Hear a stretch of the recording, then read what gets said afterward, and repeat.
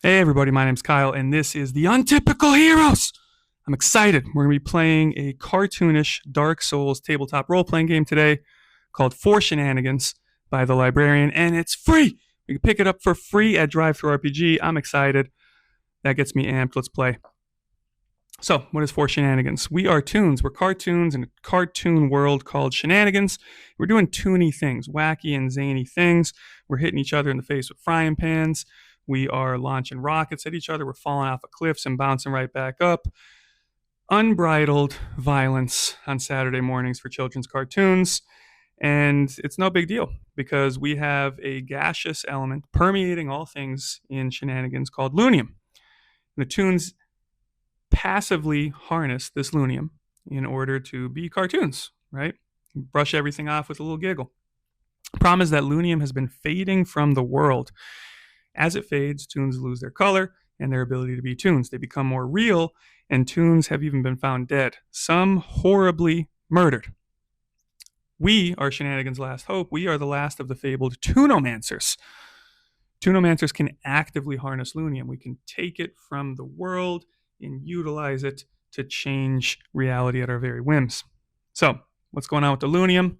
And who's knocking off Toons? Okay, we got to figure that out. Now, the librarian then goes into the system, talks about it a little bit. It's based off of two other game systems, Sean Tompkins' Ironsworn system and Valerie North's Goldilocks system. Then we get some meters and some stats, and it explains how the stats are oriented. And then we jump into character creation. There's 5 different classes to play, plus additional rules where you can make your own class. I already made Mibs up right here. I picked one of the pre-made classes because it spoke to me. It jumped off the page. I thought it was great. So Mibs for me is he's an old-timey cartoon. He's not just a cartoon. He's an advertisement. He's a mascot for marbles, right? Mibs, the marbles mascot. You know, in the early 20s and 30s, you walk into any dime store or corner store, and when you're checking out, Mibs would be at the corner, and he would be staring right at you with this slightly confused and disapproving look on his face, like, why are you not buying marbles? And then you would buy marbles because you didn't want to let Mibs down. He was a household name. Since then, he's been long forgotten, though, but he's still around.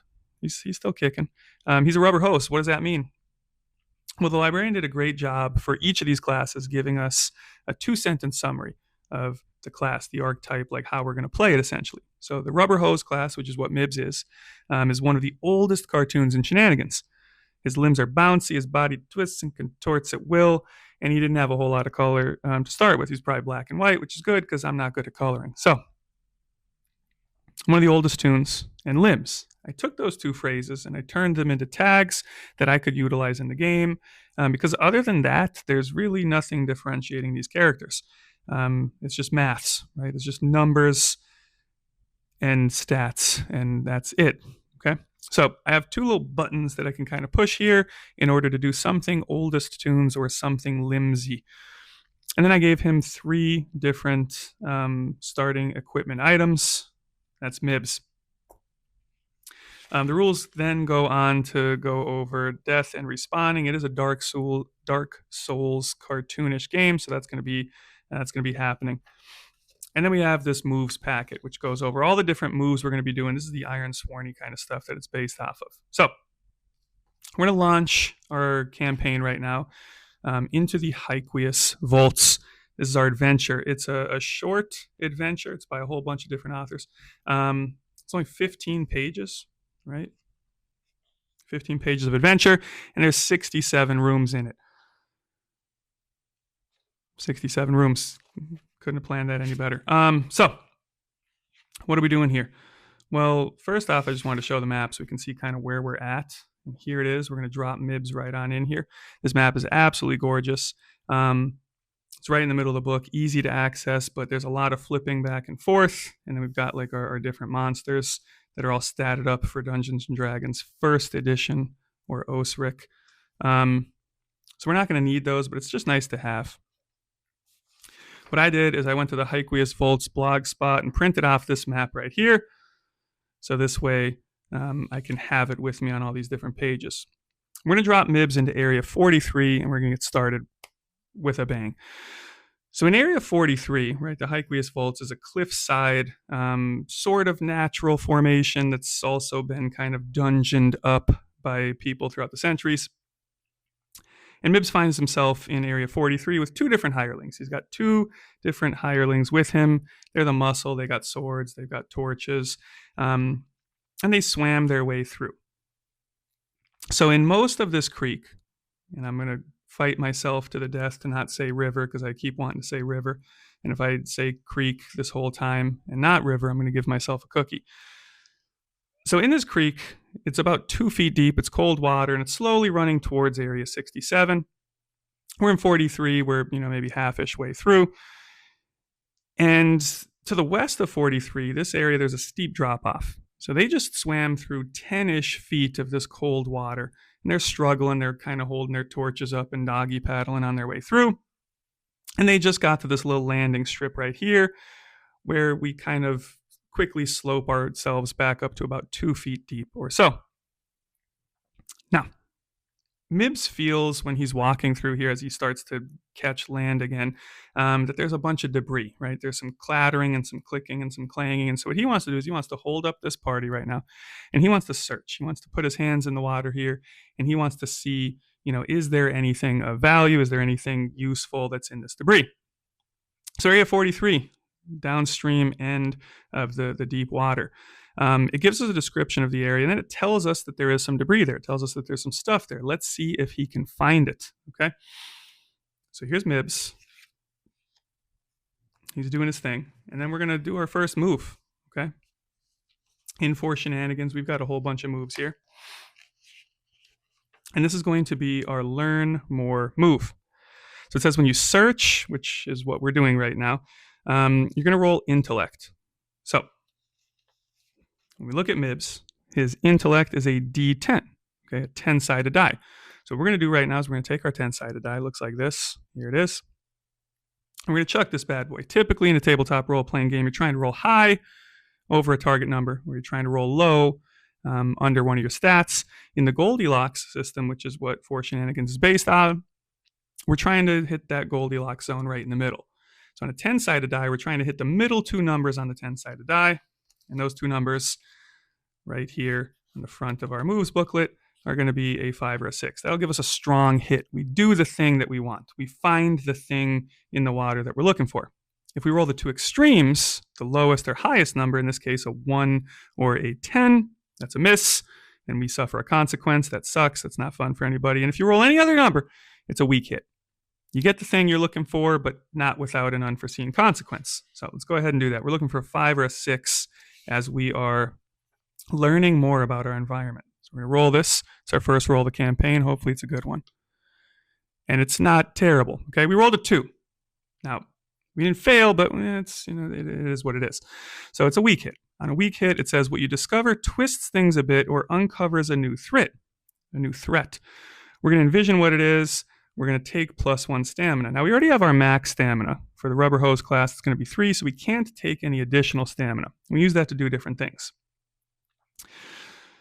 So what we discover twists things a bit or uncovers a new threat. I think I know what the threat is going to be already. And what does he find? Well, there was 2 things that he could have found. One of them is a prime rod. It's this guy right here. And as soon as I saw this, I said I needed to play the Hyqueous Vaults with For Shenanigans because these are cartoons, and that looks exactly, kind of, not really, but sort of like key swords from Kingdom Hearts, and I got really excited to play those. And the description is pretty similar, right? It's an arm-length iron rod with a bunch of geometric designs on it, and Mibs does not know what this is. He's an old-timey Toon, but he pulls this out of the water. He shakes it off. Maybe there's some algae on it and some stuff, and he brushes off some sludge. But he gets excited immediately because he knows, he's been around for a long time. He knows that this looks like some sort of an artifact, maybe a magical thing, or it could just be a really cool piece of metal. Either way, he's going to keep it. So he starts putting it in his belt, and we have a new threat, okay?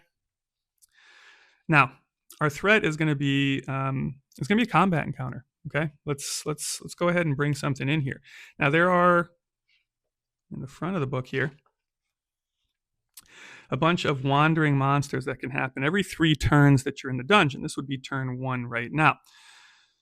So typically we wouldn't have to roll because, we don't have to do that until every third turn, but we did uncover a new threat, and I'm going to say that threat is going to be, and we could roll on this table, but I'm just going to pick one because I think this works, and plus I already drew it.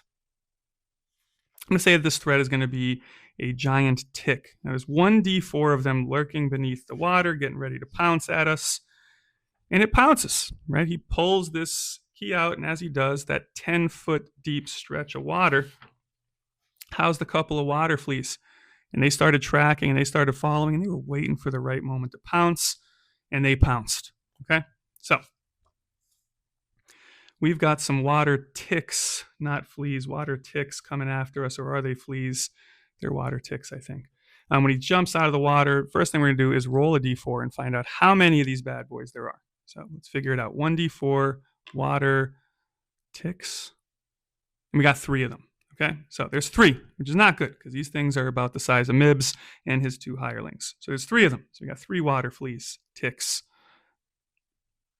3 water ticks. Yeah, we got 3 water ticks. Okay, and they're going to jump out of the water. We got 1, we got 2, we got 3. And when combat starts, what we're going to do is figure out, first of all, how dangerous these are. Now, they look pretty dangerous. We're going to assign that. We've got person-sized, slightly larger, or colossal. I'm going to say that these ticks, these water ticks, are about the same size as a person. Then we can assign their intelligence level, dumb, sentient, or genius. I don't really like that, so I'm going to go like easy, medium, hard, because just because something's dumb doesn't mean that it can't be a hard foe to face. So it's person-sized, and it's medium, so it's got 2 health and 2 zany gems. So each of these is going to have 2 health. There we go. And they're going to have 2 experience points or zany gems that we can get. The first thing we got to do in combat is we got to figure out who is in control. We got to face off. And we can choose which one of our 5 main stats that we're going to use. I'm going to say Mibs is going to use his presence to do this. And the reason he's using his presence is because he's going to be calling to his 2 hirelings, and he's going to kind of direct them. Right? He just pulled this key sword out. He looks over his shoulder and he sees these, I keep saying fleas, these water ticks jump out of the water, and he's immediately taking charge of the situation. So what we're going to do is we're going to roll presence. We got a d6. We're looking for the middle 2 numbers on our d6 now. So now we're looking for a 3 or a 4. We're looking for a 3 or a 4 for our strong hit. And we're going to find out, are we in control of the situation? We rolled a 2. So 2 is going to be a weak hit. Now, on a weak hit, we can either ready ourselves with +2 stamina. That's not super helpful because, again, we've maxed out our stamina already. Or we can act. We can take initiative. That sounds like something I want to do. So let's take initiative. Now, right now, it's 3v3, right? There's 3 of us. There's 3 of them. We can get in here. We can do this. Let's take a swing, and let's see what happens here. So we're going to take that. That's our move. When we have initiative and fight up close, we're going to roll power. I'm going to say his 2 hirelings are up close, right? I'm going to say they're the ones in the front. They're a vanguard. Okay, so we've got 2 hirelings kind of in front. We've got our water fleas. So we've got our little water fleas here. We've got 3 of them. There they are with their little mandibles doing their thing. We've got our 2 hirelings here with their swords and their torches, right? That's a torch. And then Mibs is off here. He's a square shape, so we're going to do our square shape. He just picked up his key sword. He's happy. This is literally what he pays these guys for, okay? We're in this dungeon. Do your job. Take care of these.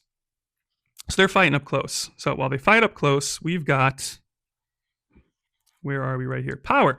They're going to roll power, and I'm going to say they're going to roll the same stats as Mibs just to make it easy. So they're going to roll a d6. So we're going to get this d6. We're going to roll it, and we're going to find out if they are going to be able, and they are, to take out some of these fleas. So they get a 5. On our d6, a 5 gives us a weak hit, but that's okay, they still hit. On a weak hit, they inflict 1 health of damage, and they lose the initiative, okay? That's what we're going to pick for this one. So 1 flea gets 1 damage, okay? Now it's the flea's turn. They get the initiative. They have control of the fight, so now we're in the uh-oh move category. So we're fighting up close. We're going to roll endurance, and they are going to attempt to not get chomped in half by these massive mandibles, these big shears that are gooing all kinds of stuff out of these water ticks' mouths. I was worried about not saying river. I was worried about saying river and not creek, and I just keep botching these flea ticks. I'm going to say flea ticks. I know fleas and ticks are different things, but flicks, can I just call them flicks or teas? I'm going to call them teas or flicks. That might make it a little bit easier for me. These water bugs, they're coming out of nowhere and they're biting at us and they're so scary we forget what they're even called. So, we're in the uh-oh phase. In the uh-oh phase, we're going to roll endurance. Our endurance right now is going to be a d12, so let's roll our d12. This is our big boy, chonky one. We roll a 4, okay? When we get a weak hit, that's our weak hit on our d12, we inflict 1 health of damage. So we do damage one of the fleas. They take a flea out, which is not bad. But we have to pay a cost. That sucks. And the foe still has the initiative. So anytime that sucks, anytime we get one of these negative consequences, we go to this back table right here. And there's 2 absolutely beautiful tables that the librarian gave us in For Shenanigans. These are great for solo tabletop role-playing. The first of which is our That Sucks table. Now, when we suffer the outcome of a move, the very first bullet point here says make the most obvious negative outcome happen, right? We're in combat. We know what the most negative outcome is going to be. Second thing is we can pick 2 different things. We can assign probability to them. We can roll off. Okay. And the third thing we can do is we can roll on this table right here, and we can see an inspiration for the event that's going to transpire. That's super cool too. Second thing we have is just kind of an odds chart. It's an oracle where we can divine answers from yes and no questions. But with That Sucks, the most obvious outcome is going to be one of our guys gets chopped clean in half. They're hirelings, right? They don't have a whole lot of health. So one of our 2 hirelings just gets absolutely destroyed. He gets mauled. One of these fleas flicks, grabs him, chomps clean in half, 2 pieces. Blood gets spattered everywhere. And since Loonium is being drained from the world, it's not fun and silly. Streamers aren't coming out of him right now, okay? Rest in pieces, my dude. So, the water flicks still have initiative. We're going to do another one of these rolls because now we've only got one of our 2 hirelings standing between us and utter destruction. But we're not going to roll yet. We're not, okay? Because what I want to do right now is I want to check morale. So For Shenanigans doesn't have this built into it, but what I like in any of my games is to have a morale check, right? This is a hireling. He's getting paid to be here. He's getting paid, and he's getting paid. But is he getting paid enough, right? He just saw his buddy, his friend, they've probably been on some adventures before, but never like this, get cut into 2 pieces with a single chomp from one of these water flicks. Is he going to bolt and run? Or is he going to stand ground and is he going to do what Mibs is paying him to do? Here is where that handy dandy chart is going to come in. So we've got our odds chart. I'm going to say it's likely, right? You know, he's been in some dungeons before. He's seen some stuff. He has seen stuff like this before. It's likely that he's going to run away. So I'm going to roll a D100 right now. We're going to roll our percentile dice. And if it's a 26 or higher, the answer is going to be yes, he will run away. He's going to get scared. He's vomiting. You know, it's not going to be good. So here is our D100, and we're going to roll a 26 or higher, and he runs away. If it's less than 26, he stands and he fights. And it is a 74, okay? He is peeing and running at the same time. So he bolts, he turns, and he runs. And he even pushes Mibs like down. Like he knocks Mibs into the water, and he's running, and he's yelling. He tosses his sword over his shoulder, and he is out, okay? Now, the water fleas still have initiative, and it's not looking too good, okay? It is not looking too good. Now it is Mibs' turn, and I'm going to say that there is some distance between them, right? You know, there were 2 bodies between them. They are starting to close the gap, but I'm going to say that we're fighting at a distance, so we're going to roll agility right now.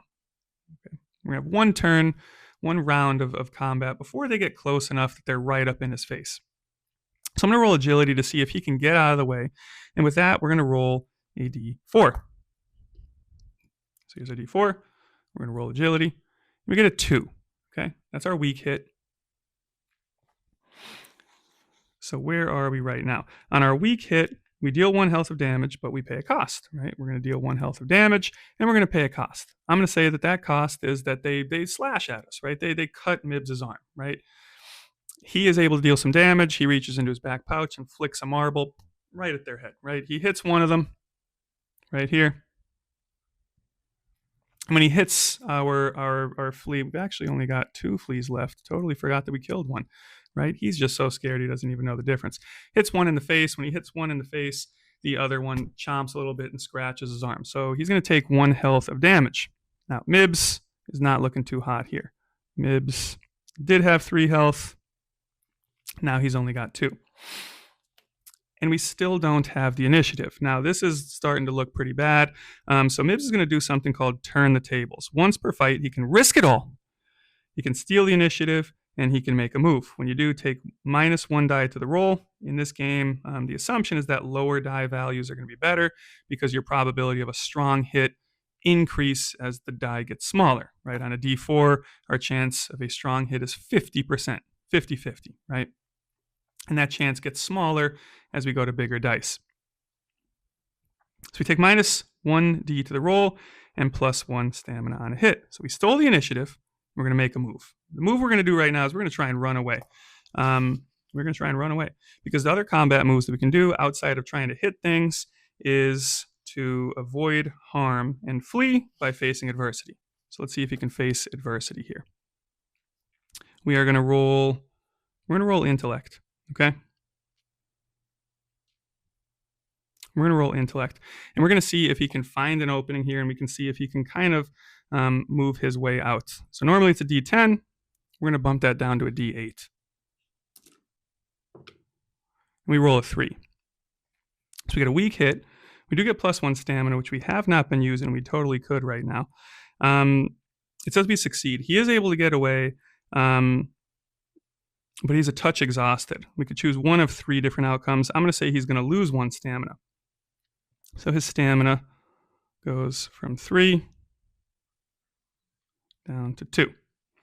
He is able to get away, but he is exhausted, and that makes sense, right? He's running, he's crawling, he's clawing on the ground, he ducks under one of them, and he hauls it, and he gets out of here too. So the fleas give chase, but they stop. And they stop because although they're big, they're not dumb. We already established that. Because the next area as we move through and around this turn is area 47. And in area 47, we have a slanting stone beach with 6 eelmen. And it says here that they're worshiping a thick pseudopod that's jutting above the water and swaying like a black tongue. That's disgusting. But he also doesn't know that they're worshiping them. He can't tell that by looking at them. And also it's a pitch black cave, and the light source that he had is running in front of him and jutting around the corner. What he does see is that there's 6 scaly humanoid-looking things, Toon-looking things, I guess, on the slanted beach, and there's this black writhing mass above them. They're chanting, they're hollering, they're singing, they're hooting, they're whatever they're doing, and then they stop because Mibs' hireling, which let's just give him a name real quick. His name's Kyle. Kyle comes running around, and he's just huffing and puffing and waving this fiery torch, and it catches their attention. Now, Mibs is a couple paces behind him, so when Mibs comes around, he kind of hits the corner and he sits back a little bit. He sees that he's at the outskirts of the light source, and those eelmen turn and look, and they start gnarling and they start hissing and all different kinds of things, and then Kyle, Mibs' hireling that ran away from him, just kind of stops like he hits a wall. And his arms kind of come out to the sides. He's still holding the torch, so we can still see a little bit of this happening. And then he starts getting yanked forward. Like it looks like he's being pulled. It's kind of hard to see, but Mibs can sort of make out outlines of other eelmen because it says that there's more eelmen that are lurking transparently in the water. Now, he would have never noticed them, but now he kind of can. Thank you, Kyle. We appreciate your sacrifice.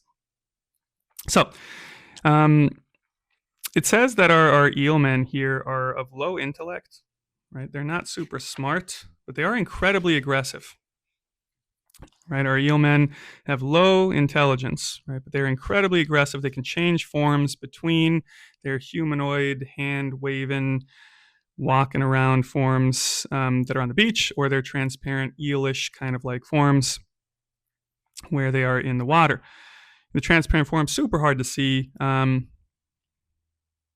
but in either form, they are going to be happily giving captives to their pseudopod god thing that they are worshiping. And that's exactly what they do, right? They bring them over. The torch lands on the side of the beach. It's kind of like half in the water, so it's starting to go out a little bit. And Mibs witnesses this horrific scene unfold. They toss him on the ground, they hold him down, and then that pseudopod just kind of falls over like a tree. Boom! And when it hits the ground, it shatters, it shakes a little bit, and he can hear the muffled yelling of Kyle as he is slowly dissolved. Okay, you can hear bubbling and sizzling. Now, Mibs can't go back because the water fleas are sitting there chomping their teeth looking at him. They're not stupid enough to come around that corner because they know it's waiting for them. But they're also hoping that maybe Mibs will come back. Okay, Mibs isn't going to come back. He's going to try and run across this wall. Now, he doesn't know anything that's up here because he can't see that far, but what he does have is some glow gel. And we're going to go ahead and use his glow gel. So we got our glow gel. Glow gel. Our glow gel comes from the glow jelly. You squeeze it and you milk it and you get its gel out, and then you rub it all over stuff like your forearms, which is what Mibs is doing right now, and your forehead, and it creates a soft, glowy light. So he's used one of his glow gels. And I'm going to say the glow gel is going to give him, I'm going to say it's going to give him 6 turns, right? I'm going to say 6 turns of light. 1, 2, 3, 4, 5, 6. So this is our first turn. So what he's going to do is he's going to try and creep against this wall, and he's going to try and get past these probably very well distracted right now eel men. So he is going to face adversity again. He's going to do something dangerous or difficult. This sounds pretty dangerous to me. And in order to do this, he is going to be doing, he's going to be rolling, let's say his intellect again, right? He's going to be rolling himself against the wall. He's going to be covering up the gel with his body to the best of his ability, and he's going to be checking to make sure the right time to go. So we're going to roll our D10. Here it is. And we get a 9. It's a close one, okay? He succeeds. He gets by them. He actually finds the staircase, and he's able to start quietly ascending it, but I'm going to say he's still exhausted, right? I'm going to say he's going to lose another stamina. He's down to 1 stamina only, and we need some strong hits here. As he ascends the staircase with a faint glow, he notices a burny smell. It's not Kyle. Kyle's still cooking. But he notices like a searing smell. It's not pleasant, right? And it's coming from one of the rooms to either of his sides. That's a good spot for us to end for this first episode. If you liked it, leave a comment. If you didn't like it, leave a comment. Let me know. Either one of those 2 things is going to be beneficial for me. And that's it. That's all I got for us right now. Let's tune in next time and see what Mibs is up to.